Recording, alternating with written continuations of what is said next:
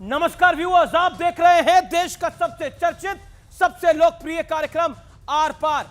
और आज आर पार में हम बात करेंगे आज सबसे बड़ी खबर की, इस वक्त की सबसे बड़ी खबर की। 18 से 22 सितंबर के बीच सरकार ने संसद का विशेष सत्र बुला लिया है और सवाल उठ रहा है कि क्या यह विशेष सत्र में सरकार कोई बहुत बड़ा सरप्राइज देने वाली है, क्योंकि चर्चा है कि सरकार इस विशेष सत्र में कुछ बड़ा ऐलान करने वाली है। लेकिन दूसरी तरफ मुंबई में इंडिया गठबंधन ने मोदी को मात देने की प्लानिंग शुरू कर दी है। 28 दल साथ मिलकर यह दावा कर रहे हैं, हुंकार भर रहे हैं कि इस बार पीएम मोदी और बीजेपी की हार तय है। लेकिन कुछ मुद्दों पर INDIA गठबंधन में पेच फंस गया है, क्योंकि करीब 6 पार्टियों ने अपनी तरफ से प्रधानमंत्री पद की दावेदारी ठोक दी है।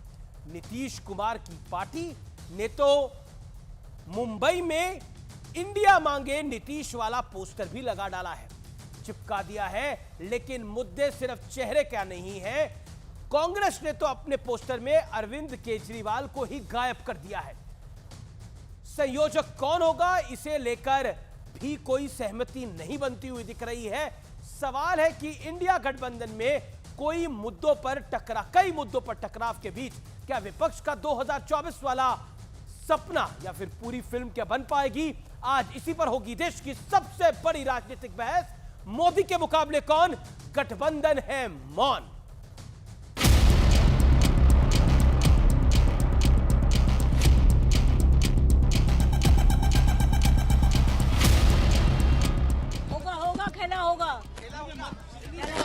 लोकसभा में कितनी जगह आएंगी? बहुत जगह आएगी। पूरे देश की जनता को भरोसा है कि ये गठबंधन तैयार होगा और भारतीय जनता पार्टी देश से बाहर जाएगी।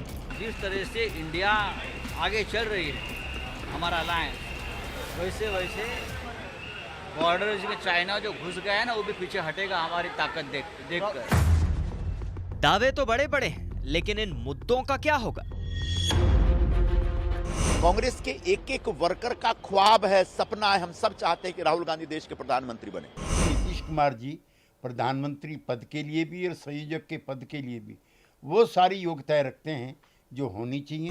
मुझसे कोई पूछेगा, प्रियंका चतुर्वेदी से पूछेगा प्रियंका कक्कड़ क्या कह रही हैं, प्रियंका चतुर्वेदी कहेंगे उद्धव साहब को बनना चाहिए। समाजवादी पार्टी की कार्यकर्ता होते हुए मैं ये कहूँगी कि अखिलेश यादव जी को चेहरा होना चाहिए प्रधानमंत्री का। आप मुझसे पूछेंगे तो मैं तो चाहूंगी अरविंद केजरीवाल जी हो प्रधानमंत्री के उम्मीदवार भी। पीएम की कुर्सी पर कौन बैठेगा, यहाँ पर तो चटाई का नौबत है कि हम सब बैठेंगे। एक कोने पर राहुल गांधी बैठेंगे, एक कोने पे लेनिन बैठेंगे, तो एक कोने पे ममता जी बैठेंगी, चौथे कोने पे नीतीश जी बैठेंगे, बीच में अरविंद केजरीवाल जी बैठेंगे। देश ऐसी अस्थिरता की हालत में चल सकती है क्या? अब जरा ये पोस्टर भी देख लीजिए, जिसके जरिए मुंबई में नीतीश के नाम पर दावेदारी ठोक दी गई। यानी हर पार्टी अपने नेता को दूसरों से अव्वल बता रही है। लेकिन जो पोस्टर कांग्रेस ने जारी किया वो काफी दिलचस्प है। इस पोस्टर में राहुल को सबसे बड़ा नेता दिखाया गया और केजरीवाल को पोस्टर से बाहर कर दिया गया। पर मुद्दा सिर्फ पोस्टर वॉर का नहीं है। संयोजक से लेकर सीट शेयरिंग तक ऐसे कई मुद्दे हैं जिन पर सीधा टकराव दिख रहा है। तो आज इसी पर होगी देश की सबसे बड़ी बहस। और आज इसी मुद्दे पर होगी देश की सबसे बहुचर्चित चर्चा। और अब वक्त है आर पार के सुप्रसिद्ध विश्लेषण का। तो मैजिक वॉल पे देखते हैं आर पार का सुप्रसिद्ध विश्लेषण, मोदी वर्सेस कौन का विश्लेषण। बीजेपी की लोकसभा सीट 301, 2019 में राहुल गांधी अमेठी हारे, राहुल गांधी चेहरा है। मोदी बनाम कौन, अरविंद केजरीवाल। मात्र दो राज्यों में पार्टी मजबूत है। और आम आदमी पार्टी की इस समय जो लोकसभा सीट है वो सिर्फ एक है। मोदी बनाम नीतीश कुमार। बिहार के बाहर कोई दायरा नहीं है। जेडीयू की कुल लोकसभा सीट 16 है और इस बार अपनी विधानसभा सीटें भी कम हैं। ये पहले बीजेपी के उपकार पर सीएम बने और अब ये लालू यादव के उपकार पर सीएम बने हुए हैं। बढ़ता हूं मैं आगे। ममता बनर्जी, बंगाल की दीदी। मोदी की 301 सीटें हैं, यानी बीजेपी की 301। सिर्फ बंगाल में मजबूत अस्तित्व है। टीएमसी की लोकसभा सीट 23 है। इनकी लड़ाई भी मोदी के साथ है, इनकी लड़ाई भी भारतीय जनता पार्टी के साथ है। मोदी बनाम अखिलेश यादव। आइए आते हैं, यूपी से बाहर कोई झनाधार नहीं है। समाजवादी पार्टी की लोकसभा सीटें 3 है और ये भी पीएम पद के दावेदार हैं। अभी कुछ महीनों पहले या फिर 1 साल पहले लगभग ये उत्तर प्रदेश का चुनाव हारे हैं योगी आदित्यनाथ के मुकाबले। ये यूपी के सीएम ना बन पाए, लेकिन ये पीएम बनना चाहते हैं। इनकी पार्टी के नेता इन्हें पीएम बनाना चाहते हैं। मेरे साथ आज कौन है मैजिक वॉल पे, आइए आपको दिखा देता हूं स्क्रीन पे। पहले बड़ा सवाल, दायरे में सिमटी पार्टियां क्या बीजेपी का विकल्प बन पाएंगी? लेकिन अब मैजिक वॉल पे कौन कौन मेहमान है, आइए परिचय करा देते हैं। आज मेरे साथ जुड़ रहे हैं डॉक्टर अजय कुमार, उनका अभिनंदन है, कांग्रेस पार्टी के वरिष्ठ नेता हैं। मेरे साथ टीम एनडीए से जुड़ रहे हैं बृजमोहन श्रीवास्तव, प्रवक्ता एनसीपी के हैं, मलूक नागर है सांसद बीएसपी के, और मेरे साथ इस चर्चा में है डॉक्टर अनुराग भदौरिया, प्रवक्ता समाजवादी पार्टी के। आप तमाम लोगों का अभिनंदन है इस चर्चा के अंदर। मैं आपसे शुरुआत करता हूं डॉक्टर अजय कुमार। डॉक्टर अजय कुमार, आपको मेरी आवाज मिल रही है? जी। सवाल मेरा बड़ा सीधा है। अरविंद केजरीवाल भी प्रधानमंत्री बनना चाहते हैं, अखिलेश जी भी प्रधानमंत्री बनना चाहते हैं, ममता जी की पार्टी भी चाहती है कि वो प्रधानमंत्री बने, उद्धव ठाकरे भी प्रधानमंत्री की रेस के अंदर है, और कांग्रेस पार्टी के नेताओं ने बोला राहुल गांधी में कमी क्या है? तो आपका सवाल क्या है अमीश जी? सवाल मेरा यह है कि आप संयोजक और एक नेता नहीं खोज पा रहे, तो सरकार कैसे बनाइएगा, चुनाव कैसे लड़िएगा साथ में? देखिए अमीश जी प्रॉब्लम क्या है कि, और आज खुल के मैं बोलना चाहूँगा, सबसे बड़ी देश की चुनौती मीडिया है। और आप बुरा मत और टोके मत प्लीज़, क्योंकि नहीं तो मैं उठ के चले जाऊँगा, कोई दिक्कत नहीं है। आप कोई टॉपिक बहस नहीं करते हैं महंगाई पर, कभी नहीं करते बेरोजगारी पर, सिर्फ भारतीय जनता पार्टी के एजेंडा पर ही चल रहे हैं। तो ये तो आप भी सुन लीजिए, हम तो आए थे मजबूरी में, पार्टी ने बोल दिया। आपके जिस तरह से कभी महंगाई पर चर्चा कीजिए, मुजफ्फरनगर पर चर्चा कीजिए, कठुआ पर चर्चा कीजिए, बेरोजगारी पर कोई चर्चा नहीं। और मोदी जी का एजेंडा, भारतीय जनता पार्टी का एजेंडा, बड़े दिनों बाद आए हैं, शायद आपने चर्चा देखी नहीं होगी। अरे बड़े दिन तभी भी निकल सकते, कोई मजबूरी नहीं है। आपको मीडिया से चुनाव लड़ना है, मोदी के साथ खिलाफ चुनाव लड़ना है? मीडिया नहीं, क्योंकि आप मोदी के लिए लड़ रहे हो, हम तो देश के लिए लड़ रहे हैं। आप कार्यक्रम शुरू करते हैं, आप बताइए देश के लिए लड़ रहे हैं। नहीं बहुत, मैं तो आप अरे देश के लिए कहां लड़ रहे हो? बेरोजगारी पर एक कार्यक्रम बताइए, मैं तो कभी नहीं सुना हूं। आपको कोई कार्यक्रम बेरोजगारी कुछ नहीं सुना सर? महंगा नहीं बताइए नहीं, आपने तो कुछ नहीं सुना। बेरोजगारी पर आपने कब कार्यक्रम किया? आपने तो कुछ नहीं सुना। मैं तो आपसे सीधा सवाल पूछ रहा हूं, आपको मीडिया के खिलाफ चुनाव लड़ना है या मोदी के खिलाफ लड़ना है? मैं पूछ रहा हूं, बेरोजगारी पर कार्यक्रम आपने कब किया? मीडिया के खिलाफ चुनाव लड़ना है मोदी? सर आपको मैं अपनी रिपोर्ट कार्ड छोड़ दूंगा। मेरी रिपोर्ट कार्ड मेरी जनता देती है, मेरी रिपोर्ट कार्ड जनता देती है। हर गुरुवार को हमारी टेलीविजन रेटिंग आती है, आर पार सबसे ज्यादा देखे वाला कार्यक्रम है, न्यूज 18 सबसे ज्यादा देखे जाने वाला नेटवर्क है। आपको थोड़ी रिपोर्ट कार्ड दूंगा मैं अपनी? आपने कब किया बताइए? आपको क्यों रिपोर्ट कार्ड दूंगा मैं अपनी कि मैंने क्या किया है क्या नहीं किया है? आपकी रिपोर्ट कार्ड जनता देती है। 4 साल पहले चुनाव हुए थे, आपकी 50 सीटें आई थी। बीजेपी के एजेंडा पे काम करते हो। नहीं, आपको लग सकता है देश का एजेंडा, आपको बीजेपी का एजेंडा लग सकता है, चंद्रयान आपको बीजेपी का एजेंडा लग सकता है। नहीं, आप मुझसे लड़ने आए हैं क्या कार्यक्रम के अंदर? बेरोजगारी पर कब किया? महंगाई पर कब किया?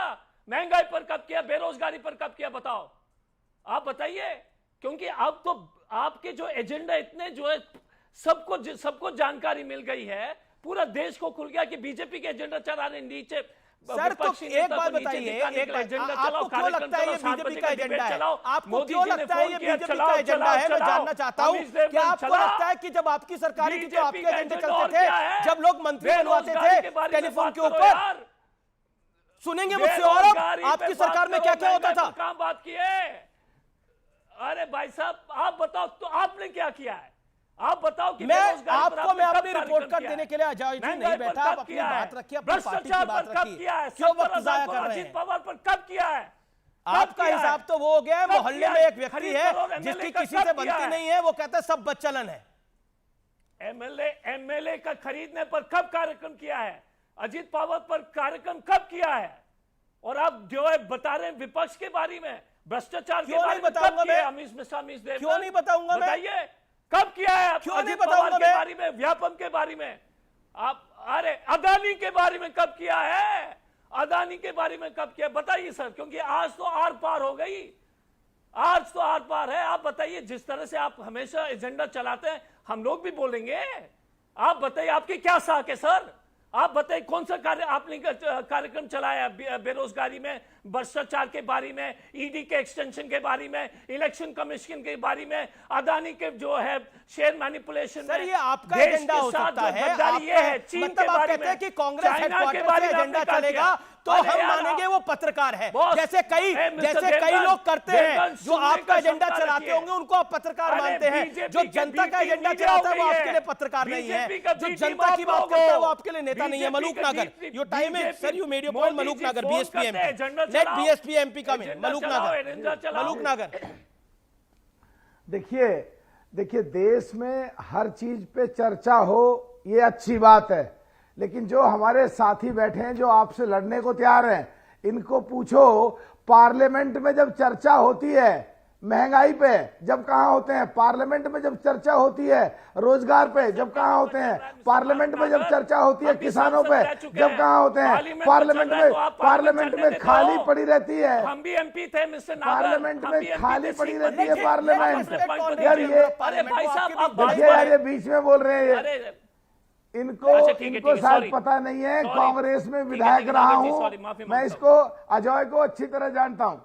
प्लीज सुनो, अजय जी मैं भी कांग्रेस से विधायक रहा हूं, जानता हूं, आपको जानता हूं। तो उस समय जब किसानों पे लड़ रहे होते हैं, बेरोजगारी पे हम जूझ रहे होते हैं, और जो देश के हालात है कोरोना के बाद उस पर जूझ रहे होते हैं, जब आपके लोग खाली चले जाते हैं, खाली पड़ी रहती है बेंचेज, तो आज आपकी बात सही है, चर्चा हर चीज पे होनी चाहिए, पर जो आज का एजेंडा है, जो आज के एजेंडे पे बात है, मेरे हिसाब से पूरा संसार देख रहा है, आज तो उस पर चर्चा होनी चाहिए।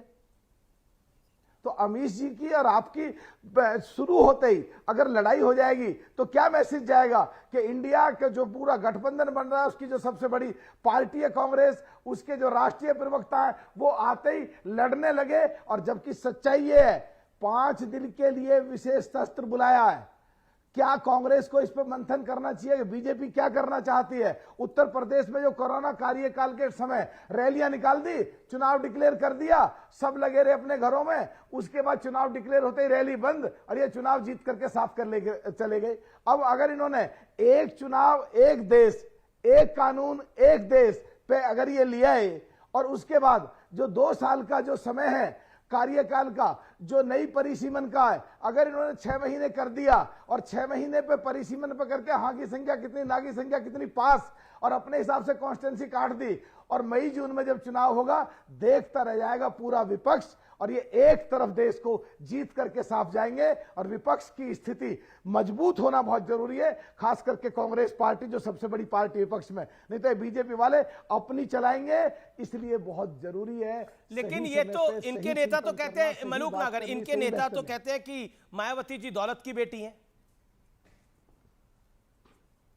देखिए मैं इस तरह की असंसदीय भाषा और नहीं, मैं नहीं कह रहा, कांग्रेस के नेता ने बोली ये बात। जो मैं देखिए मैं कांग्रेस में किसने बोला बताइए ना? सुरेंद्र राजपूत ने। सर कौन नेता बोला? कांग्रेस के प्रवक्ता सुरेंद्र राजपूत। अरे कोई भी बोल देगा तो आप किसी को कोई भी है, मतलब कांग्रेस का ऑफिशियल प्रवक्ता कोई भी है, नहीं कुछ की बात नहीं है भाई का भाई। मैं बीजेपी का बताऊं कि क्या क्या बोले प्रधानमंत्री जब बोलते हैं कि हेड सर्जरी हुआ था गणेश जी का। अजय जी रुकिए, अजय जी रुकिए प्लीज। देखिए दलित, सर 1 मिनट रुकिए। दलित है मायावती जी, और कांग्रेस के प्रवक्ता दलित लीडर के बारे में ऐसा बोलेंगे तो कांग्रेस को नुकसान ही होगा, फायदा नहीं हो सकता। जी ठीक है, मैं रुक करता हूं बाकी मेहमानों का। मेरे साथ सोनल मान सिंह है, मेंबर ऑफ पार्लियामेंट, मेरे साथ ब्रिजमोहन श्रीवास्तव जी है। ब्रिजमोहन श्रीवास्तव, एजेंडा पे बात नहीं होती, और अब तो जैसा मलूक नागर ने बोला कि एक देश एक चुनाव की भी बात हो रही है, जो ये विशेष सत्र हो रहा है इसमें इस बात की चर्चा हो रही है, तमाम सुगबुगाहट हो रही है। तो करना क्या चाह रहे हैं आप लोग? कांग्रेस कह रही है कि मीडिया भी आपका है, नेता भी आपके हैं, इलेक्शन कमीशन भी आपका हो गया है। इन्हें तो विश्वास ही नहीं है किसी चीज पर। और कितनी अजीत पवार की डिबेट में आप थे, ये डॉक्टर अजय कुमार को बता दीजिएगा। कितनी अदानी की डिबेट में आप थे, ये बता दीजिएगा जरा। अब देखिए, मैं अगर अजय भाई को कोई भी बात बताऊंगा तो मेरी बात तो मानेंगे नहीं, लेकिन ये बात सच है कि लगातार इन मुद्दों पर आपके भी चैनलों पे और दूसरे चैनलों पे भी बात हुई और आप लोगों ने बहुत खुल के हम लोगों से पूछा है। अजीत दादा पवार पे भी जो आरोप लगे उसके लिए भी आप लोगों ने बहुत बेलिहाज तरीके से आपने हम लोगों से पूछा और उसका हम लोगों ने जवाब भी दिया है। तो मैं सोचता हूँ कि मीडिया का तो काम है कि वो अपने ढंग से प्रश्न पूछे और हम लोगों की ये जिम्मेदारी है कि हम अपने जो हमारा विचारधारा है, जो हमारी जानकारी है, उसके अनुरूप हम उनसे चर्चा करें।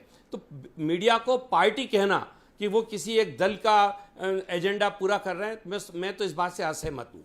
अब जहाँ तक बात इस INDIA की है, ये बात बिल्कुल सच है कि INDIA के लोग इसलिए भ्रमित हैं, इसलिए परेशान हैं क्योंकि उनको वो ये तय नहीं कर पा रहे कि देश में उनको राजनीति करना कैसे चाहिए, क्या मुद्दे हैं जिनके ऊपर की उनको बात करना चाहिए। आप देखिए कि बैठते हैं, हर बार बैठकर वो ये फैसला लेते हैं कि हमें मोदी जी की सरकार को हटाना है, आदरणीय नरेंद्र मोदी जी को हटाना है। देश ये जानना चाहता है कि अगर आप सरकार में आना चाहते हैं तो आपके पास नक्शा क्या है इस देश का। इसके पहले भी तो लोग सत्ता में रहे, इसके पहले सरकारों में रहे ये लोग, वहीं से इनको हटाकर एनडीए की सरकार बनी है देश के अंदर 2014 से। तो ये इस पे मंथन करने को तैयार नहीं है कि इसके पहले इनको हटाया क्यों गया था, जनता इसके पहले इनसे नाराज क्यों थी। आज भी देश के सामने उन बातों को रखने के लिए तैयार नहीं है। तो चूंकि इनके पास कोई देश की विकास का, देश के उत्थान का कोई चित्र नहीं है, इसलिए ये कुछ भी कहना चाहते हैं। मैं सोचता हूं कि देश के लोग इस बात को समझ रहे हैं कि इनके पास ना तो प्रोग्राम है, ना इनके पास नेता है, ना इनके पास नीति है। दल तो इकट्ठे हो गए, दिल तो इकट्ठा हुआ नहीं है, दिल तो एक हुआ नहीं है। दिल के अंदर क्या चल रहा है, हर आदमी सोच रहा है कि मैं प्रधानमंत्री बन जाऊं। आपने अपनी बाइट में कई नेताओं की बाइट भी दिखाए, तो क्या संदेश जा रहा है? हर पार्टी का नेता, चाहे उसका एक सांसद हो जी, चाहे सांसद एक जीता हो उनका लोकसभा में, वो भी प्रधानमंत्री बनना चाहते हैं। यूपी तो अभी अखिलेश यादव की पार्टी की एक हार हुई है और छोटी मोटी नहीं, ठीक ठाक हार हुई है, लेकिन उसके बावजूद उनको ऐसा लग रहा है। अजय कुमार इस पर रिएक्ट करना चाहते हैं। अजय जी, आपने बड़ी सारी रिपोर्ट कार्ड मांगी, आपने बोला आपने ये नहीं करा, आपने वो नहीं करा, हमने सब कुछ करा। शायद आज आप बड़े दिनों बाद आए हैं इसलिए आपके मन में ऐसा हो रहा है। लेकिन एक सवाल मेरा आपसे है, जो बात बृजमोहन श्रीवास्तव जी ने रखी, वो अजय आपसे है मेरा, डॉक्टर अजय, वो आपसे सवाल है मेरा। क्या आपको लगता है कि आपका एजेंडा नहीं है, आपका एजेंडा सिर्फ इकलौता है मोदी हटाओ? देखिए, एक चीज है, जितने भी लोग अभी तक जो बोल रहे थे, पहले तो हमारे नागर जी हमारे अच्छे मित्र भी हैं, मल्लिकार्जुन खड़गे जी भी अनुसूचित जाति से हैं, और कोई भी टिप्पणी अगर देखिए मायावती जी पर व्यक्तिगत टिप्पणियां, कोई भी टिप्पणी व्यक्तिगत टिप्पणी देना किसी भी लीडर के खिलाफ उचित नहीं है, कोई भी प्रवक्ता हो या कोई भी बोलते हैं। और मुझे लगता है कि कांग्रेस के शीर्ष नेतृत्व में अजीत दादा पवार पे व्यक्तिगत टिप्पणी की, वो ठीक है क्या? नहीं, अजित पवार जी, अभी आपने अजीत दादा पवार पर टिप्पणी की थी। जो है अजित पवार के बारे में तो प्रधानमंत्री बोल रहे थे, उन्होंने ठीक किया था क्या? आप पूछिए, प्रधानमंत्री जी बोले थे ना 70,000 तो अजित पवार, उन्होंने ठीक किया। टिप्पणी क्यों? वो ठीक है, प्रधानमंत्री है क्या देश के? अरे भाई साहब, अच्छा तो ठीक है, तो बहस ही बंद कर लो। किसी के बारे में भ्रष्टाचार का आरोप था, भ्रष्टाचार का आरोप था, और फिर बृजमोहन जी किसी और को बोलने दीजिएगा। खुद कह रहे हैं कि व्यक्तिगत टिप्पणी नहीं होना चाहिए। अब आपको मैंने याद दिला दिया तो आपको बुरा लग गया। अरे भाई साहब, तो प्रधानमंत्री जी को भी तो सीख दीजिए। प्रधानमंत्री को भी तो पता ही ना कि 500 करोड़ 50 करोड़ का गर्लफ्रेंड, उनका भी बात कर दीजिए। मुझे पहले कंप्लीट करने दीजिए, सुनने का क्षमता रखिए। दूसरी बात क्या है कि जब आप बोल रहे थे हमने हस्तक्षेप नहीं किया, तो कृपया दूसरी बात क्या है, अमित जी, हमारा इतना ही कहना है कि कोई भी शीर्ष नेतृत्व ने यह नहीं कहा था इंडिया अलायंस में कि हम प्रधानमंत्री बनना चाहते हैं। अखिलेश यादव मुख्यमंत्री बन चुके हैं, यूपी के एक चुनाव हार गए तो बोलते कि उनकी कोई हैसियत ही नहीं है। दूसरी बात है, ना तो अखिलेश जी बोल रहे हैं ना ममता जी बोल रहे हैं, कार्यकर्ता जो बोल रहे हैं, तो वो तो मोदी जी का तो मंदिर भी बना दिया था। कुछ लोग नितिन गडकरी को बनाना चाहते हैं तो उनको तो शांत किया जाता है। तो हमारा इतना ही कहना है कि अगर आप इंडिया अलायंस की बात है, किसी ने कहा कि एजेंडा क्या है, एक तो 28 पार्टी की दूसरी मीटिंग है, हर एक अलग पार्टी के अलग विचार। तीसरी मीटिंग है। एक मिनट पहली पटना में हुई, दूसरी बेंगलुरु में हुई, तीसरी मुंबई में हो रही है। अरे यार Amish ji you are not listening, आप सुनते नहीं, आप सुनते नहीं। To you from past 1.5 minute I listen to you. आप मेरे चैनल पर आकर मेरे को ही बोल रहे हैं कि आपके चैनल ने फलानी चीज नहीं दिखाई, फलानी चीज नहीं दिखाई। कांग्रेस जो चाहती है वो दिखाई है, आप बोल रहे हैं मेरे चैनल पर आकर। मैं वो भी सुन रहा हूं आपकी बात। आप कह रहे हैं कि हम आपके एजेंडे का पर्दाफाश कर रहे हैं, वो भी सुन रहा हूं मैं आपके चैनल के ऊपर। और आप मुझे कह रहे हैं आप मुझे सुन नहीं रहे। सर मैं तो आप ही को सुन रहा हूं तब से। अभी तक बीजेपी का प्रवक्ता तो बोला ही नहीं है कुछ। आप ही बोलिए सर। आप तो घर से ही भर कर आए थे आज। हमारा कहना है कि घर से भर के इसलिए नहीं आया, सीएजी के रिपोर्ट हो या कोई भी हो, आप बताइएगा कि देश से ठंडे दिमाग से मैं बोल रहा हूँ। आपको अगर लगता है कि अगर इस सरकार के जो मीडिया को तो सीख देने का समय नहीं है, जैसे नागर साहब माने या नहीं माने, लेकिन मीडिया का पहले जिम्मेदारी थी कि जो सत्ता में ना उनको जो अकाउंटेबल रखना। लेकिन खैर वो आज अलग मोदी जी के राज चल रहा है तो वो दूसरी बात है। हमारा इतना ही कहना है कि तीसरी मीटिंग है। भाजपा परेशान है, बोल रहे कि रोज इस पर एजेंडा चलाओ, इस पर जो है ये भारतीय जनता पार्टी के लोग जो है ट्विटर और सोशल मीडिया में कर रहे हैं, क्योंकि 61% इनको मालूम है कि अगर सभी ऑपोजिशन पार्टीज कंबाइंड हो जाए तो कम से कम गणित में 61% जो ऑपोजिशन पार्टीज के साथ है। ठीक है, तो एक बहुत बड़ी चुनौती है। ठीक है, ओके एक minute let me finish last. Sonal Mansingh member of parliament involve करेंगे जी। She is also waiting sir, वो भी वेट कर रही हैं काफी देर से। सोनल जी वो कह रहे हैं कि एजेंडा क्लियर है और एजेंडा है कि बाकी इंडिया खिलाफ खड़ा है जब मोदी के, तो वो एजेंडा क्लियर है। लेकिन क्या आपको लगता है कि इस एजेंडे के तहत मोदी को हरा दिया जा सकता है? Your take as a member of parliament. Sonal ji respond to doctor Ajay Kumar. नहीं, मेरा तो इतना ही कहना है कि गोस्वामी तुलसीदास जी के रामचरितमानस पे मैंने काफ़ी काम किया है। तो उसमें जो प्रसंग आता है जानकी जी के स्वयंवर का, विवाह का, तो एक एक राजा आगे गए और धनुष उठा नहीं पाए शिव जी का। तो ये तय हुआ कि 10,000 राजा जो थे इकट्ठा होकर धनुष उठाएंगे। तो किसी ने पूछा कि उठा तो लेंगे, उसके बाद क्या? तो कहा कि फिर वो लड़ेंगे और उसमें जो जीतेगा उसका विवाह जानकी जी के साथ होगा। तो मुझे ये बात अभी याद आ रही है, ये प्रसंग याद आ रहा है कि अभी जो सिचुएशन मुझे और मेरे जैसे अनेक लोगों को दिख रही है वो ये है कि 1 पॉइंट प्रोग्राम है INDIA का जो दिख रहा है मोदी हटाओ, और मोदी का 1 पॉइंट प्रोग्राम है भारत को बढ़ाओ। तो ये इन दोनों में बहुत अंतर है। The space between the 2 points of view is huge. यहाँ पर देश की बात हो रही है, पॉजिटिविटी की बात हो रही है, योजनाओं की बात हो रही है, देश का नाम विश्व में बढ़ाने की बात हो रही है, देश के आखिरी तबके के व्यक्ति तक स्कीम्स के बेनिफिट्स पहुंचाने की बात हो रही है, काम हो रहा है। और एक तरफ हो रहा है कि मोदी हटाओ।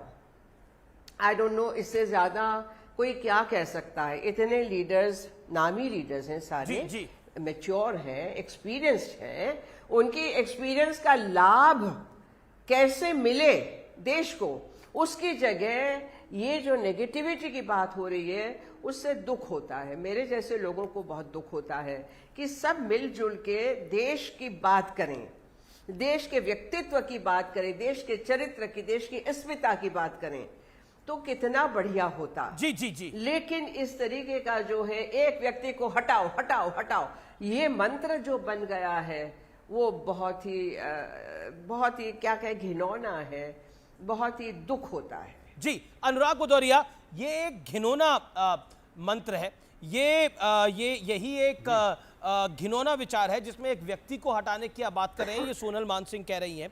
और अखिलेश जी अभी कुछ दिन पहले उत्तर प्रदेश का चुनाव हार गए, लेकिन अब वो प्रधानमंत्री के उम्मीदवार हैं बकौल आपकी पार्टी। देखिए सोनल जी को, हाँ बिल्कुल है, क्यों नहीं है भाई, उत्तर प्रदेश के मजबूत नेता हैं, वो भी एक चेहरा है। अब मेरी बात सुन लीजिए, सोनल जी जो कह रही हैं शायद वो जो कह रही हैं वो कह नहीं पा रही हैं। दरअसल में इंडिया गठबंधन क्यों बना? इंडिया जो है, ये इंडिया मतलब होता है कि हम देश के मूल जो आत्मा उसको बचाने के लिए बने हैं, देश की सभ्यता और संस्कृति बचाने के लिए बने हैं। देश में लोकतंत्र और मजबूत हो इसलिए बने हैं। कैसे हमें लोगों का अधिकार मिले, कैसे यहाँ पे आम आदमी की चर्चा हो पाए, आम आदमी की बात हो पाए, यहाँ महंगाई, बेरोजगारी, किसान, महिला समस्या पे चर्चा हो पाए। ऐसा ना हो कि मणिपुर में महिलाओं पे अत्याचार होता रहे और सारे कोई कुछ बोले नहीं। ऐसा ना हो कि यहाँ पे किसी कठुआ की बेटी के साथ अन्याय हो, या जिस तरह से यहाँ पे हमारी पहलवान महिलाएं धरना देती रही जो देश के लिए पदक जीत के लाई, उनके ऊपर में कोई बोलने वाला ना हो। ऐसा ना हो कि हाथरस की बेटी के साथ अन्याय हो, कोई बोले नहीं। इसलिए इंडिया एक बन के आया है, क्योंकि इंडिया का मतलब होता है कि हम कितने नेता हैं, इंडिया का कितने मतलब चेहरे क्या हैं, होता है? इंडिया का मतलब देश होता है। सशक्त चेहरे हैं। इंडिया का मतलब आदरणीय इंडिया का अखिलेश मतलब यादव जी देश होता है। नीतीश कुमार इंडिया का है। मतलब भारत इंडिया होता है। का इंडिया का मतलब मतलब आप सुन लीजिए। इंडिया हाँ, का तो मतलब देश हम में नेता सब समझाएंगे आते हैं। देश को। इंडिया अब का आपने मतलब बोला देश होता है। आपने बोला सुन कि हम लीजिए, देश को बचाने के लिए आ रहे हैं, लेकिन मोदी कह रहे हैं, अनुराग सुनिए, अनुराग सुनिए, ऑडियो डाउन करिए इनका। अनुराग सवाल सुनिए, मोदी कह रहे हैं कि आप परिवार बचाने के लिए आ रहे हैं। कोई यादव परिवार को बचाना चाहता है, कोई गांधी परिवार को बचाना चाहता है, कोई लालू यादव परिवार को बचाना चाहता है, कोई ठाकरे परिवार को बचाना चाहता है। सबको परिवारों को बचाना है, ये बीजेपी और मोदी कह रहे हैं। जवाब इस बात का हटाओ यार विपक्ष को। अरे ठीक है, देखिए सवाल ये नहीं है, आपको मुझे बोलने नहीं देना है तो आप बोल दीजिए कि भाई विपक्ष को मैं बोलने नहीं दूंगा। अब मैं 30 सेकंड नहीं बोलता हूं, आप टॉक करते मुझे 1 मिनट, 1 मिनट आप बोले हैं, सवाल का जवाब दीजिए, बाकी मर्जी आपकी है। और लोग बोले बीजेपी के वो जो कौन बोला बीजेपी का? बीजेपी का तो प्रवक्ता ही नहीं है यहाँ पर। कौन बोला बीजेपी का? बीजेपी का तो प्रवक्ता ही नहीं है यहाँ पर। झूठ भी बोलते हैं आप, झूठ भी बोलते हैं आप। अब चलिए, कहाँ है बीजेपी का प्रवक्ता? Show me that. कोई बात नहीं, मेरे सामने टीवी नहीं है, चिल्लाने से कोई फायदा नहीं है। टीवी नहीं है तो आपके सामने बीजेपी तो काम तो है, आपको आवाज तो आ रही है। बीजेपी का कौन सा प्रवक्ता बोला? नाम लो आप नाम लीजिए। बीजेपी का कौन सा प्रवक्ता बोला? बीजेपी का कौन सा प्रवक्ता बोला नाम? इसलिए अनर्गल और झूठी बातें ना बोले कृपया करके, मेरा निवेदन है आपसे। अच्छा बोलिए, नहीं है मेक योर पॉइंट। आप अपने परिवारों को बचाने के लिए आ रहे हैं, मोदी ये कहते हैं, बीजेपी ये कहती है। जवाब देखिए सब, हाँ बिल्कुल, अब सुन लीजिए, बिल्कुल मैं देश के हर व्यक्ति के परिवार को बचाने के लिए आ रहा हूं, हर बेटी को बचाने के लिए आ रहा हूं। और परिवार होना गुनाह नहीं होता है। भारतीय जनता पार्टी को लगता है कि देश के अंदर में परिवार होना गुनाह है, तो ये भारतीय जनता पार्टी की कमजोरी हो सकती है, उनकी गलती हो सकती है, उनकी ऐसी मानसिकता हो सकती है। देश में परिवार होना तो घमंड की बात होती है। हमारा आपका ही परिवार है, आपका भी अमित देवगन जी परिवार है, हमारा ही परिवार है, और सभी यहां परिवार से आते हैं। परिवार होना कौन सा गुनाह हो गया? लेकिन ये भारतीय जनता पार्टी चूंकि असली मुद्दों पे बात नहीं करना पाती, तो परिवारवाद की बात करती है। जब इनसे परिवारवाद के बारे में पूछा जाता है तो आप चौटाला जी की सरकार क्यों बनाते हैं? क्यों आप पीडीपी के साथ आप सरकार बनाते हैं? क्यों आपने एनसीपी के साथ सरकार बनाई है? क्यों आपने शिवसेना के साथ सरकार बनाई है? ये भी तो परिवारवाद से आती है। क्यों आपने अनुराग ठाकुर को मंत्री बनाया जिनके बेटे चीफ मिनिस्टर थे? क्यों आपने बनाया, बताइए आप। क्यों आपने Sonal Mansingh want to reply? Sonal Mansingh का जवाब है। Okay Anurag, you made your point. Anurag ji, you made your point. Anurag ji, you made your point. Okay, you made your point. Sonal Mansingh वो कह रहे हैं परिवारवाद में दिक्कत क्या है? सबके परिवार है। सोनल जी। जी, परिवारवाद में दिक्कत एक ही है कि मेरे बाद मेरा बेटा या मेरी बेटी, उसके बाद उनका बेटा, उसकी बेटी, ये चलता जाए, तो इसमें डेमोक्रेसी कहाँ रही? डेमोक्रेसी में तो सभी को अधिकार है, सभी लड़ सकते हैं। वो तो दिखता नहीं है, वो तो दिखा नहीं। जैसे मैं हूँ, मेरे इंस्टीट्यूट है, मैं तो किसी को अपॉइंट नहीं कर रही हूँ। तो नहीं, देखिए ये सब आप लोग तो चर्चा विचारना खूब कर सकते हैं, खूब बोल सकते हैं। मैं तो एक संस्कृति के क्षेत्र से आती हूँ, तो मेरे में वो चिल्लाने की और ये करने की आदत नहीं है। लेकिन मैं हाथ जोड़ के इतना ही कहूंगी संस्कृति कि बचाने के लिए समाज देख रहा है, देश देख रहा है, परिवारवाद अब कूट कूट के भरा हुआ है और उससे अब लोग तंग आ चुके हैं। मैं भी बातें सुनती हूँ ना, जो कलाकार का वृंद है जिसमें आप लोगों की घुसपैठ नहीं है, वहाँ मेरी घुसपैठ है हजारों के साथ। तो मैं भी तो बातें सुनती हूँ। आपके बीच में पीडीपी के साथ सरकार तंग नहीं होते क्या? अनुराग ठाकुर को आप बनाएंगे? अभी परिवारवाद की बात हो रही थी। मैं उनको याद दिला रहा हूँ, वो उनको पता नहीं है ज्यादा, इसलिए उनको याद दिला रहा हूँ कि भारतीय जनता पार्टी परिवारवाद पार्टी के साथ सत्ता चला रही है कई जगह। तब आप सत्ता क्यों चला रहे हैं? आपको इतनी दिक्कत है तो सत्ता क्यों चलाते हैं आप? मत सत्ता चलाइए। बोल दिया हम परिवारवाद के साथ सत्ता नहीं चलाएंगे, लेकिन सत्ता बनाना होगा तो परिवारवाद नहीं। तब सिंधिया श्रीवास्तव, आपसे बेटर कोई नहीं हो सकता इस पे जवाब देने के लिए। वो कह रहे हैं परिवारवाद। नहीं, हम मध्य प्रदेश में सरकार। ओके, मलूक नागर कुछ कहना चाहते हैं, एक सेकंड। मलूक नागर जवाब देना चाहते हैं। मलूक नागर 30 सेकंड्स। मलूक नागर, देखिए परिवारवाद की जब बात आती है तो मेरे जो सुनने में आया, भाजपा ने भी 100 के करीब लोग देश में चिन्हित करे जो पहले बन गए आगे के लिए, आने वाले विधानसभा और लोकसभा चुनाव के लिए। अगर किसी घर में एक एमपी है तो उसमें से एमएलए नहीं, एमएलए है तो एमपी नहीं, मिनिस्टर है तो दूसरे को टिकट नहीं, अगर कोई चेयरमैन डिस्ट्रिक्ट बोर्ड है तो उसके परिवार वाले को दूसरे को टिकट नहीं। तो जहां तक बात है परिवारवाद की और एक घर में एक ही हो तो ज्यादा घरों में लोग बनेंगे, ये तो बहुत ही अच्छी बात है। पर पता नहीं परिवारवाद की बात आते ही कांग्रेस को दिक्कत हो जाती है। उन्हें लगता है सोनिया गांधी जी, राहुल गांधी जी, प्रियंका गांधी जी और अभी आने वाले समय में और दूसरे गांधी के आने वाले हैं, केवल परिवारवाद गांधी जी परिवार पे ही जाके क्यों टिक जाता है? ये तो पूरे देश की बात हो रही है और अच्छी बात है। अगर अभी तो ये यादव परिवार वाले अनुराग भदौरिया को दिक्कत है। अरे पूरे देश की तो बात कर रहा हूं मैं। ब्रेक के लिए रुकता हूं। देश की बात कर रहे हैं या परिवार की बात कर रहे हैं? ब्रेक के बाद इस पर आएंगे। आप देख रहे हैं आर पार व्यूअर्स।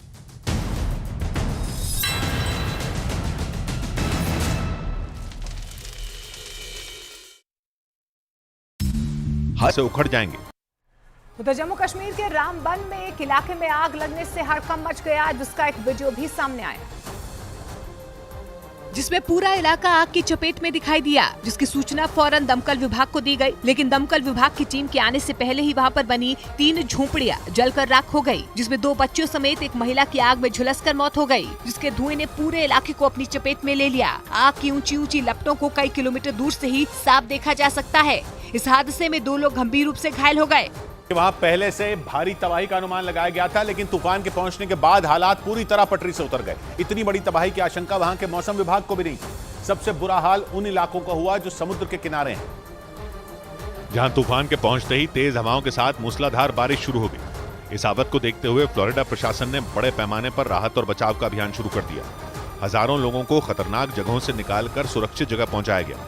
इसके साथ ही सैकड़ों मकानों को लहरों से बचाने के उपाय भी शुरू किए गए, जिसके लिए उन मकानों के चारों तरफ रेत की बोरियां लगा दी गईं। इसके साथ ही फ्लोरिडा के 40 से ज्यादा जिलों में स्कूल बंद कर दिए गए, तो टैंपा एयरपोर्ट पर सभी उड़ानें भी रोक दी गई। यही नहीं, अमेरिकी नेशनल गार्ड के करीब 6000 जवानों की तैनाती उन इलाकों में की गई जहां लोग तूफान में फंसे हुए हैं। तुर्की के एर्जिंजन प्रांत में भारी बारिश के बाद सड़कों पर सैलाब आ गया। वहां की नदियों में उफान आ गया और हर तरफ कोहराम मच गया, जिसकी रोंगटे खड़े कर देने वाली कई तस्वीरें सामने आई, जिसमें पानी कई फीट ऊपर उठकर सड़कों और रिहायशी इलाकों में धावा बोलता नजर आया।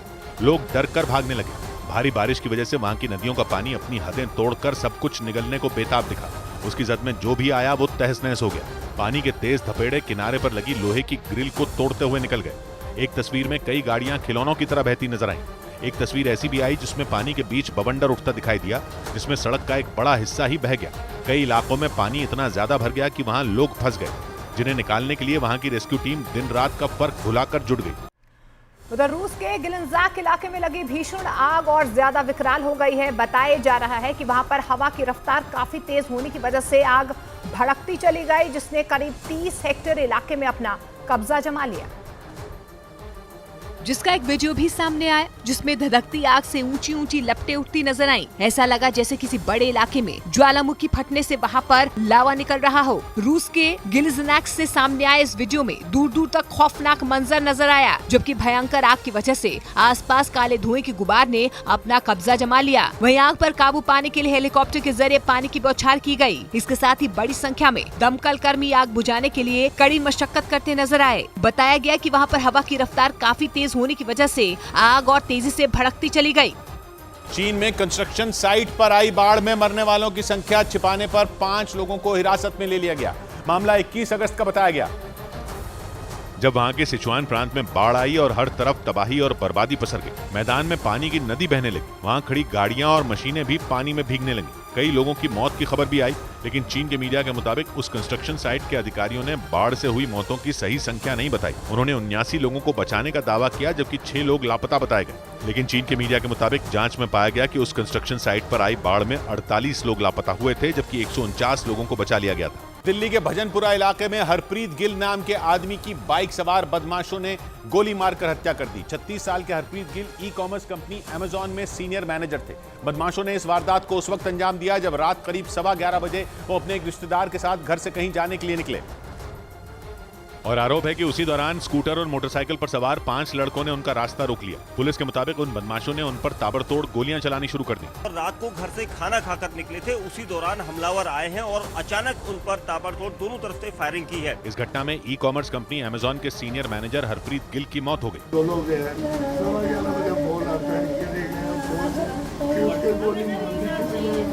जबकि हरप्रीत के रिश्तेदार गोविंद गोली लगने से घायल हो गए, जिन्हें अस्पताल में भर्ती कराया गया। लेकिन हरप्रीत की मौत की खबर मिलते ही उनके घर में कोहराम मच गया। उधर नैनीताल में बम विस्फोट की धमकी देने वाले आदमी को पुलिस ने गिरफ्तार कर लिया है। जानकारी के मुताबिक पुलिस ने धमकी देने वाले आदमी को आंध्र प्रदेश से हिरासत में लिया,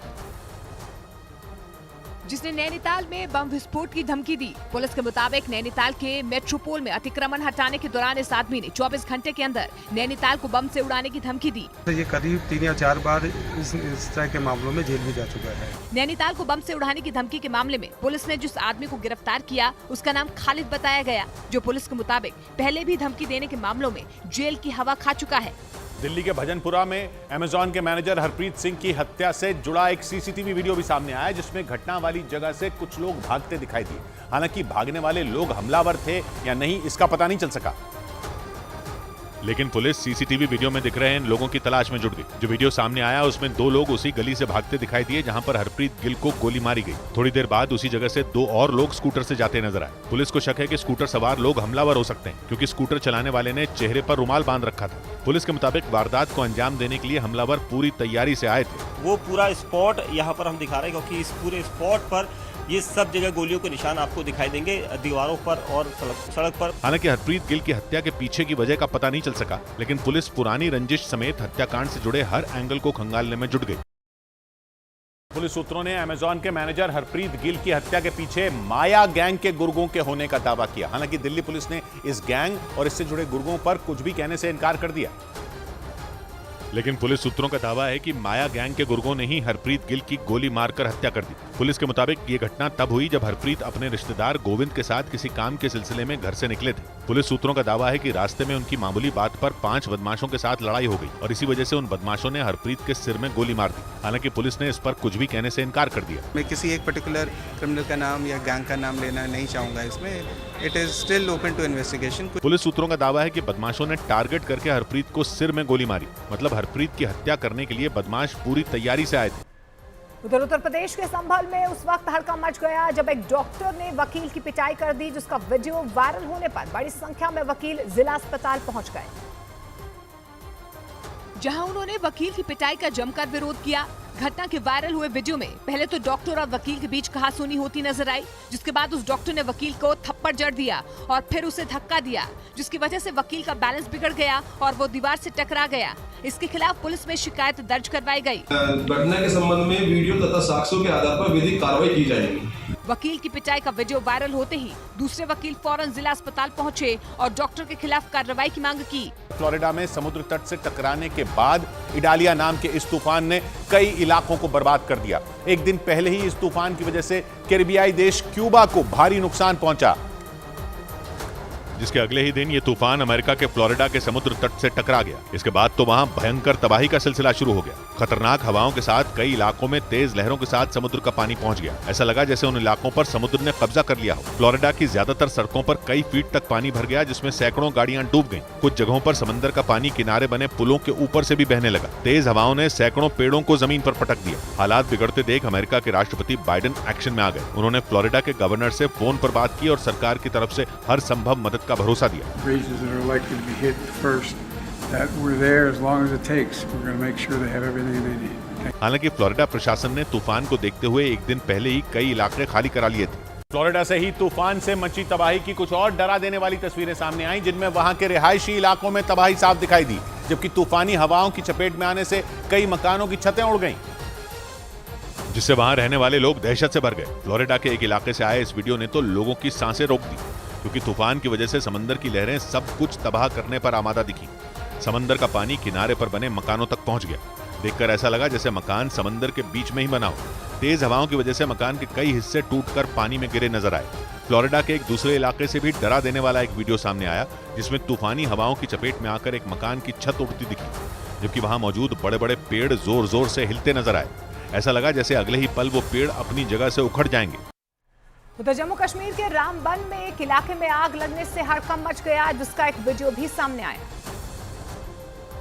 जिसमें पूरा इलाका आग की चपेट में दिखाई दिया, जिसकी सूचना फौरन दमकल विभाग को दी गई। लेकिन दमकल विभाग की टीम के आने से पहले ही वहां पर बनी 3 झोपड़ियां जलकर राख हो गई, जिसमें 2 बच्चों समेत एक महिला की आग में झुलसकर मौत हो गई, जिसके धुएं ने पूरे इलाके को अपनी चपेट में ले लिया। आग की ऊंची ऊंची लपटों को कई किलोमीटर दूर से ही साफ देखा जा सकता है। इस हादसे में 2 लोग गंभीर रूप से घायल हो गए।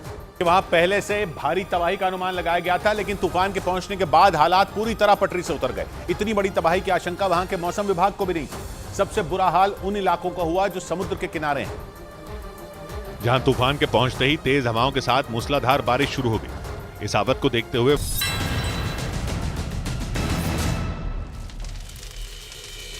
व्यूअर्स, आप देख रहे हैं इस समय आर पार, और आर पार में वक्त है इस समय की बड़ी खबर का।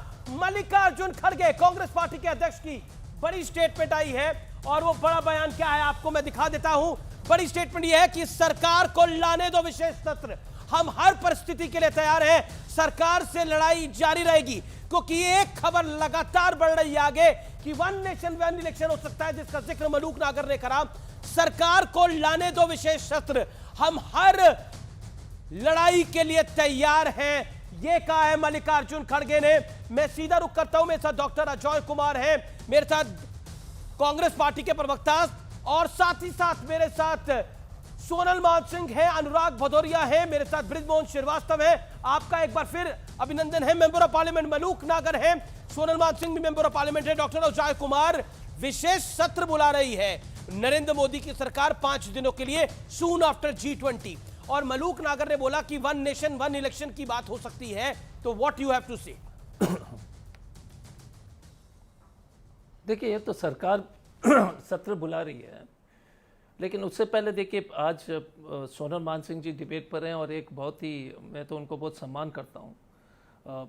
सिर्फ एक, और मैं कभी नहीं सोचता था कि कोई टीवी डिबेट में जो है उनके बयान पर मैं कुछ टिप्पणी दूं, लेकिन जैसे मैडम बता रही थी कि परिवारवाद के बारे में ज्योतिराज सिंधिया से लेकर के राजनाथ जी से लेकर के अनुराग ठाकुर जी से लेकर के सब लोग को लेकर के फिर दूसरों को सीख देना जो है ना, जो थोड़ा सा गले से बात नीचे उतरती नहीं है। ये पहली बात है। दूसरी बात है कि देश के बारे में सब लोग चिंतित हैं, सब लोग सोचते हैं देश के हित में, और आपने देखा होगा कि इंडिया अलायंस के जो एजेंडा में सभी ने स्पष्ट रूप से कह दिया कि किसी को, सब सीनियर लीडर्स ने कहा कि किसी को प्रधानमंत्री बनने की इच्छुक नहीं है। हर कार्यकर्ता अपने लीडर को जो है क्योंकि अपने सम्मान दिखाते हुए या अपना जो है प्यार दिखाते हुए, स्नेह दिखाते हुए बोलते हैं। पर हमारा स्पष्ट है, राहुल गांधी जी हो, मल्लिकार्जुन खड़गे जी हो, अखिलेश जी हो, कोई भी लीडर है, अरविंद केजरीवाल जी, कोई भी हो, मुझे नहीं लगता कि इंडिया अलायंस में ये बात की जो है किसी को इस विषय से कि कौन किसका नेतृत्व चलेगा। मुझे लगता है कि पहले बात, ये चुनाव मोदी जी के वादे और मोदी जी की जो है असफलता पर यह चुनाव जो है जनता तय करेगी। इस मोदी वर्सेस मोदी और इस फेलियर्स, ये फंडामेंटल इश्यूज है। महंगाई, बेरोजगारी, जितने भी होगा, अभी गैस सिलेंडर को आप 30 बार दाम बढ़ाते हैं, फिर बेशर्मी के साथ कह देते हैं कि हम 200 रुपए का जो है सौगात दे रहे हैं। महंगाई, बेरोजगारी की आप बात करते थे, लेकिन नतीजे क्या है? उत्तर प्रदेश में अखिलेश यादव इसकी बात करते रहे, नतीजे हमने क्या देखे? क्या आपको लगता नहीं है कि आप एक ही बात को बार बार रिपीट कर रहे हैं, यानी 2019 से, लेकिन रिजल्ट नहीं मिल रहा? यानी हम एक खबर दिखा रहे हैं लेकिन ऑडियंस नहीं मिल रही, आप एक मुद्दा उठा रहे हैं लेकिन आपको वोटर नहीं मिल रहे। रफेल का मुद्दा आपने उठाया, देखिए क्या हाल हुआ, बुरी तरह से हारी कांग्रेस पार्टी। तो एक चीज है हमें थोड़े से सुन लीजिए प्लीज जी। पहली बात है, ये इलेक्शन जो है ना, लोकसभा में फर्स्ट पास द पोस्ट है। अगर आप वोटिंग 31% इनको मिला है तो बाकी 37% इनको मिला था, तो 63% जो है देश के लोग ने उनको वोट नहीं दिया था। अब जब सभी अलायंस साथ में आ रहे हैं, तो ये पहले तो ये चुनाव है, जैसे बीजेपी भी स्ट्रेटेजिकली चुनाव लड़ती है और अच्छी तरह से लड़ती है, इसमें दो राय नहीं है। और विपक्ष का विपक्षी एकता का, क्योंकि हमारा मुद्दा क्या है, संविधान बचाना। हमें जो लगता है कि देश की जो चुनौती क्यों है, आरक्षण चुनौती है, आरक्षण ये लोग अगले बार खत्म कर लेंगे, हमें जो लगता है। हमें लगता है कि जिस तरह से जो महंगाई बढ़ रही है तो गरीब दब रहे हैं, लोग बर्बाद हो रहे हैं। बेरोजगारी जो है चरम सीमा पर है, जो है जिस तरह से बेरोजगारी है, तो इस देश में जो है जो भयावह स्थिति बन रही है बेरोजगारी की, हमें जो लगता है संविधान नहीं बचेगी, कमजोर वर्ग को जो आरक्षण जो है इसको खत्म करने के जो है रास्ते पर ये एनडीए चल रही है, और महंगाई और बेरोजगारी और चाइना और सीमा आप कह रहे हैं एनडीए आरक्षण खत्म कर देगा? संविधान में बदलाव जिस तरह से चल रहा है तो हमारे जो चर्चा होती है लगातार, बृजमोहन श्रीवास्तव रिएक्ट करना चाह रहे हैं, सोलन मानसिंह भी कुछ कहना चाह रही है, लेकिन give me 30 seconds to complete. Okay, can I boss, I will give you data, 2 second 30 second में डेटा दे देता। ओके, 15 सेकंड देन बृजमोहन श्रीवास्तव। मैं 30 सेकंड जी 15 सेकंड या 30 सेकंड। पहली बात क्या है, आपने प्रोफेसर यूनिवर्सिटी में पहले टोटल वैकेंसी पर रिजर्वेशन होते थे, अब आपने डिपार्टमेंटल वाइज कर दिया। अब अगर 2 वैकेंसी है तो आरक्षण खत्म। तो उसी तरह से अगर आप एससी के एसटी का आंकड़े देख लीजिए, not a single secretary in the government of India, not a single TV anchor boss, not a single TV anchor, not a single CEO of a top 50 और 100 और 500 companies in India, SC ST OBC भी ले लो उसमें, महिला मुसलमान तो छोड़, महिला एक आध होंगे, नहीं तो मुसलमान तो है ही नहीं। हमारा इतना ही कहना है कि आप सेक्रेटरीज क्या बात लेके आ रहे हैं, टीवी एंकर कोई एसटी एसटी नहीं है, कोई सीओ एसटी एसटी नहीं है। आप बताइए, मेरा निवेदन आपसे आप कोई नहीं है, कोई नहीं है सीओ कोई नहीं है एससी एसटी। एक सेकंड, एक डेटा बताइए। बिल्कुल, आप मुझे लगता है कि this, let's get to the topic. Okay, Brijmohan Srivastava reply. देखिए, मैं बोल लूं, अमित जी जब ये संविधान को खतरे में बताते हैं तो आप देखिए कि जब इनके पक्ष में कोई फैसला आ जाता है तो संविधान भी सुरक्षित है, न्यायालयों पर भी कोई दबाव नहीं है, और जिन एजेंसियों की बात करते हैं अगर वो इनको छोड़ देती हैं तो उन एजेंसियों पर भी दबाव नहीं है। लेकिन जब इनके विपरीत कोई फैसला आता है तो सारी एजेंसियां खत्म हो जाती हैं, संविधान भी खतरे में पड़ जाता है। मैं सोचता हूं कि इस प्रकार का जो नैरेटिव ये लोग देश में पैदा कर रहे हैं, इसको जनता बेहतर तरीके से समझ रही है। ये बात एनडीए जो है कि वो आरक्षण खत्म कर देगा।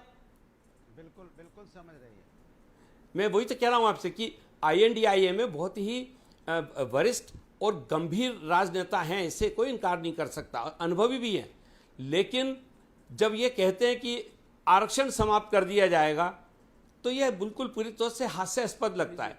भारतीय जनता पार्टी को या हमारे एनडीए को इस बात पे कभी भी हम लोगों ने इस बात को नहीं कहा है कि हम लोग कोई आरक्षण के विरोध में हैं या हम आरक्षण को समाप्त करेंगे। ये कहना ही गलत है। लेकिन फिर भी ये इस प्रकार का एक नैरेटिव, एक भय पैदा करना चाहते हैं। जैसे भी संजय राउत जी ने, आदरणीय संजय राउत जी ने 2 रोज पहले कहा कि पथराव होगा, आग के गोले फेंके जाएंगे। किस दिन? जिस दिन देश के अंदर अयोध्या में भव्य राम मंदिर की प्राण प्रतिष्ठा होगी।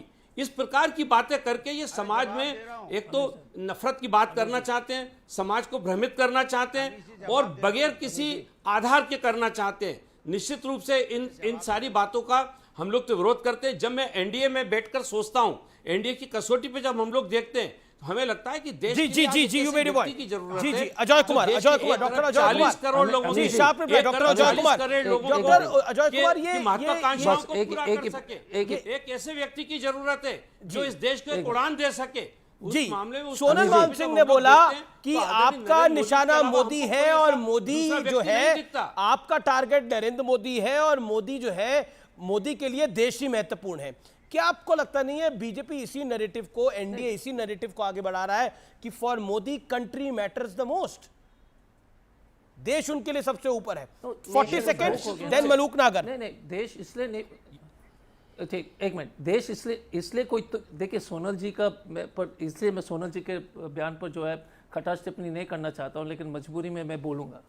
जब मोदी जी राजस्थान जाते हैं, छत्तीसगढ़ जाते हैं, तो गहलोत को हटाने के लिए बोलते हैं तो वो बड़ा नेशनलिस्ट है। ये यार पॉलिटिक्स है मैडम, ये मोदी को हटाना नहीं हटाना, मोदी डजन, हमारा अगर 70% देश की जनता जिन्होंने उनको वोट नहीं दिया है वो तो मोदी जी को पसंद नहीं करते हैं। ये इस तरह के बयानबाजी ठीक नहीं है। दूसरी बात है, बृजमोहन जी, आप जातीय जनगणना क्यों नहीं करा रहे हैं? आप ऐलान कीजिए ना कि जातीय जनगणना जो होनी चाहिए, मोदी जी क्यों नहीं करा रहे हैं? कास्ट सेंसस क्यों नहीं कर रहे? जितनी आबादी उतनी हिस्सेदारी। आप बोल दीजिए, मैं आपके समर्थन में, जो आपको जो है वाह मैं ताली बजाऊंगा यहाँ पर। ये जानबूझ के कास्ट सेंसस नहीं करा रहे हैं। सोनल मानसिंह, देश की जो असली स्थिति है, जी सोनल जी रिप्लाई। कास्ट सेंसस कराइए। मैं मैं तो इतना कहती हूँ कि जातिवाद खत्म करने की बातें होनी चाहिए, न कि उसको बढ़ावा देने की। जातिवाद जातिवाद जातिवाद करके तो हमारे जो हमने देखा है क्या क्या हुआ है 1947 के पहले से, और ये अंग्रेजों की रणनीति थी कि अलग अलग अलग अलग टुकड़ों में बांट दो। हम यदि उसी को आगे बढ़ाते चले जाएंगे, जब एक समरसता समाज में होनी चाहिए, आ रही है धीरे धीरे, तो समरसता को फिर से क्यों हम तोड़ना चाहते हैं? मेरा ख्याल तो ये है कि हमें इससे ऊपर उठना चाहिए, और जहाँ जहाँ क्वालिटी है, जहाँ गुणवत्ता है, वो गुणवत्ता को भी तो ध्यान में लेना चाहिए ना, जातिवाद से ऊपर उठ के। अभी इतने वर्ष हो गए, 75 वर्ष से ऊपर हो गया, तो हम लोग कब तक इसको करते रहेंगे? मैं ये नहीं कहती हूँ, देखिए ये आरक्षण की जरूरत थी और शायद अभी भी है, इसके बारे में मैं चर्चा नहीं कर रही हूँ। मैं मात्र इतना कह रही हूँ कि हमें अपने आप सोचना चाहिए, इस पे बातचीत होनी चाहिए, चर्चा होनी चाहिए गंभीरता से कि वास्तव में हम कहाँ पर हैं। समरसता की बात करते हैं, लेकिन समरसता लाना चाहते हैं। अजय कुमार, समरसता तो है, मलूक नागर मैं आपको बता रहा हूँ, समरसता सोनल जी कह रही है समरसता है, भाईचारा है, प्रेम है, लेकिन क्या उस प्रेम को आप आगे नहीं बढ़ाना देना चाहते? आप जातिवाद चाहते हैं, जात पात चाहते हैं, वो सूट करता है आपके एजेंडे को?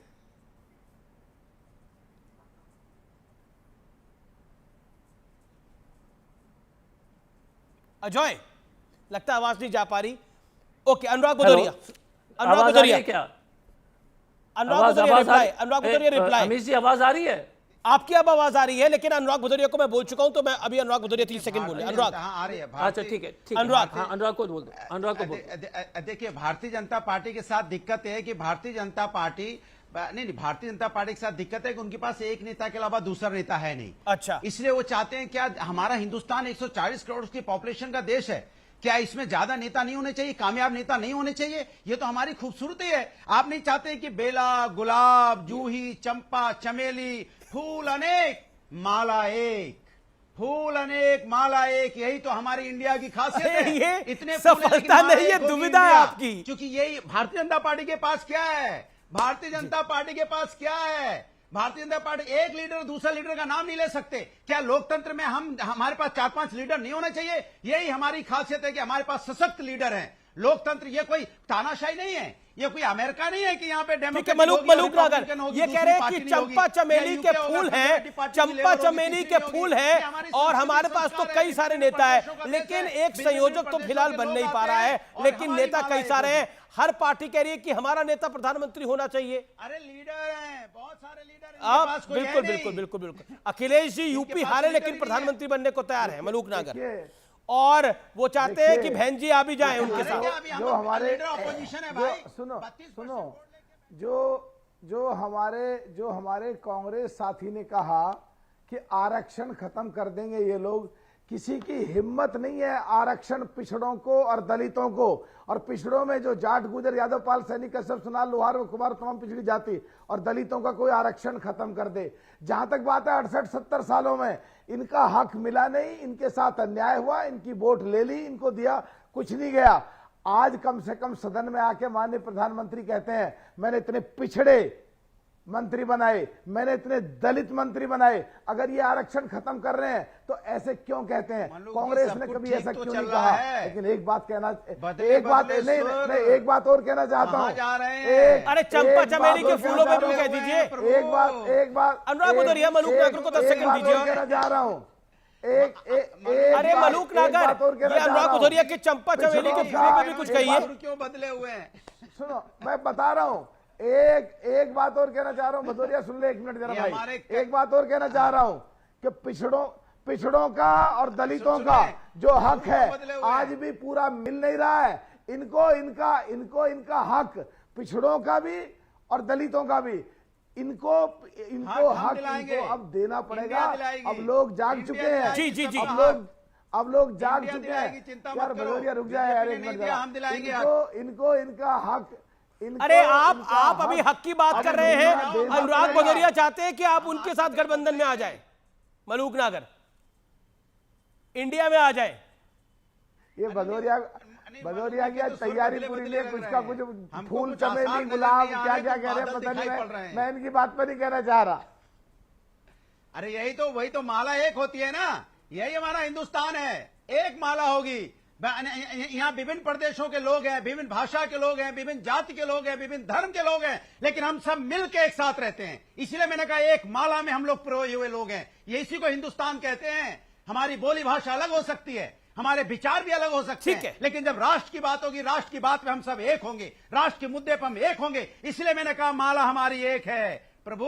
अभी तो आपकी माला एक है, लेकिन विचार अनेक है, नेता भी अनेक है, और वो तमाम अनेक नेता अपने आप को प्रधानमंत्री मानते हैं। समस्या आपकी ये है तो समस्या को पहले समझिए और उसके बाद उसका निदान करिए।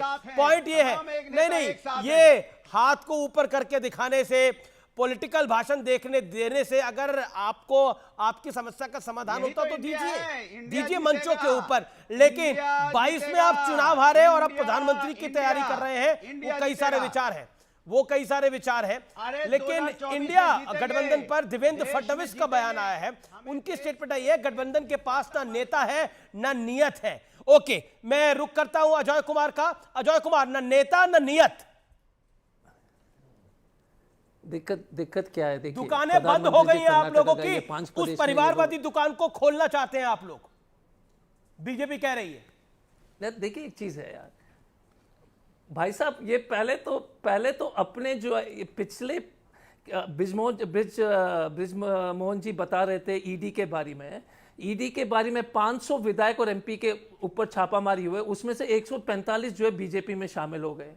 आप बोल रहे हो कि कोई नैतिकता इस भारतीय जनता पार्टी में? कितने बड़े बड़े, सोनल मानसिंह जी बोलते भारत के लिए ईडी और सीबीआई 500 एमपी और एमएलए पर छापामारी हुई और 145 ज्वाइन के बीजेपी, बड़े ईमानदार हैं।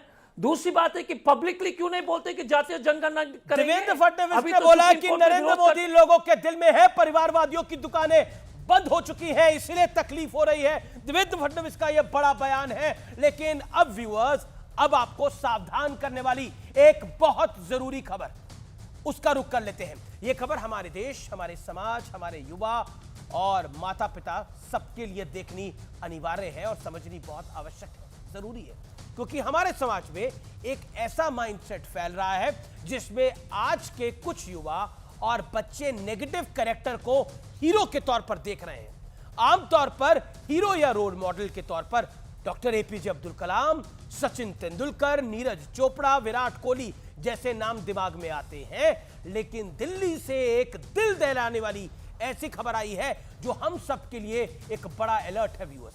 दिल्ली के भजनपुरा में एक एमएनसी में काम करने वाले मैनेजर हरप्रीत सिंह गिल की रोड रेज में हत्या कर दी गई। और हत्यारे की उम्र जानकर आप हैरान हो जाएंगे, क्योंकि हरप्रीत गिल पर गोली चलाने वाले समीर मियां उर्फ माया भाई करीब 1 महीने पहले ही 18 साल का हुआ। और इससे भी ज्यादा हैरानी की बात यह है कि नाबालिग रहते हुए इस पर 3 मर्डर करने का आरोप है।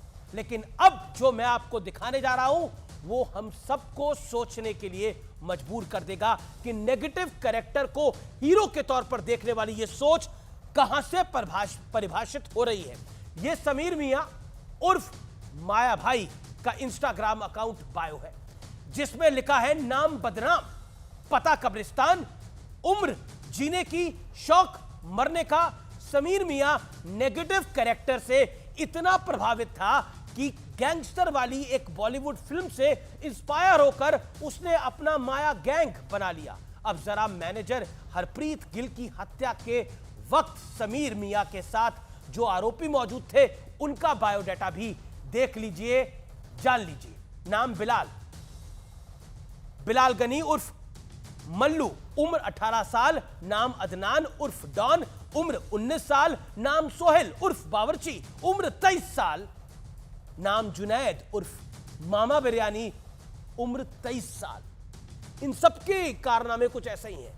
अब आप अंदाजा लगा सकते हैं कि हत्या के ये सभी आरोपी उस उम्र में हैं जिस उम्र में युवाओं को करियर की चिंता होती है। कुछ युवा स्टार्टअप का प्लान बना रहे होते हैं, वहीं माया गैंग के इन सभी मेंबर्स ने स्टार्टअप नहीं बल्कि एक पूरी की पूरी क्राइम कंपनी खोल डाली और पूरे शान के साथ सोशल मीडिया पर इस क्राइम कंपनी का एडवर्टाइजमेंट भी कर रहे थे। जरा समीर मियां की इन तस्वीरों को देख लीजिए, जिसमें वो हाथों में बंदूक लहराता हुआ दिख रहा है और फिर पूरे शान से बैकऑफ अंदाज में उसे सोशल मीडिया पर पोस्ट भी करता है। लेकिन यह कोई इकलौती घटना नहीं है। करीब 3 महीने पहले दिल्ली में साक्षी नाम की 16 साल की बच्ची को बेरहमी के साथ 40 बार चाकू से गोदा गया और जब आरोपी का इतने से भी मन नहीं भरा तो 20 साल के साहिल खान ने साक्षी के सिर पे पत्थर दे मारा, उसको कुचल दिया। एक खबर आपको कोई नहीं बताएगा, ना सोशल मीडिया पे कोई हैशटैग चलाएगा।